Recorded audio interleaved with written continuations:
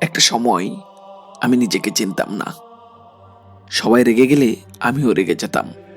কেউ বেপরোয়া হলে আমিও সাহস দেখানোর নামে বেপরোয়া হয়ে উঠতাম। চারপাশে যারা হতাশ তাদের ভিড়ে আমিও ভাবতাম এই দুনিয়ায় ভালো কিছু হয় না। তখন বুঝিনি আমি নিজে না, বরং আমি হয়ে উঠেছিলাম আমার আশেপাশে মানুষদের প্রতিচ্ছবি। বদ মেজাজি মানুষের সাথে থাকলে মনে হতো রেগে যাওয়াটাই সাহসিকতা। অশিক্ষিত ফ্যান্টাসির ভিড়ে ডুবে থাকা মানুষদের পাশে মনে হতো জ্ঞানের চেয়ে দামি পোশাক বা দামি ফোনই আসল পরিচয়।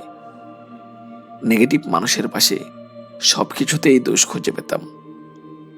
কিন্তু এক সময় বদল আসলো। আমার জীবনে এলো ভিন্ন মানুষ। বাবা বলতেন, সততা কখনো হারায় না। অন্যের ভুল খুঁজে সময় নষ্ট করো না, নিজের দায়িত্ব পালন করো নিঃশব্দে। মা শিখিয়েছেন, অন্যায়ের প্রতিবাদ না করলে তুমি নিজেই একদিন অন্যায়ের অংশ হয়ে যাবে। একজন বন্ধু বলেছিল, তুমি সবকিছুকে খুব বেশি সিরিয়াস নাও। একবার চেষ্টা করো পজিটিভ দৃষ্টিভঙ্গি নিয়ে।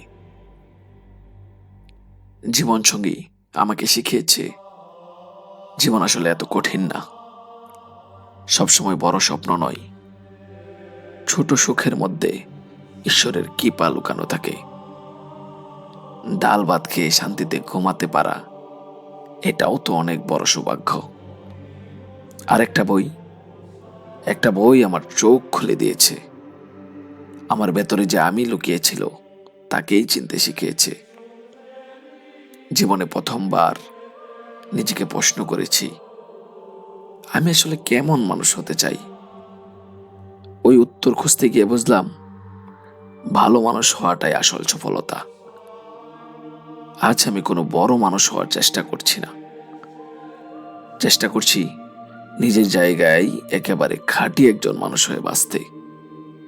আমি জানি না আমি কত দূর যাব, কিন্তু আমি এতটুকু জানি, কার পাশে থাকব সেটা আমি বেছে নিতে পারি, এবং সেটাই করে দেবে আমি কেমন হব।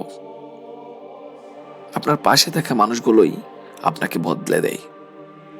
আপনার আশেপাশে যদি কেউ থাকে যার কথা, কাজ, মনোভাব আপনার জীবনে আলোকের ছোঁয়া এনে দিয়েছে, তাকে আজ একবার কৃতজ্ঞতা জানান। হয়তো সে জানেই না সে আপনার জীবনের সবচেয়ে বড় আশীর্বাদ।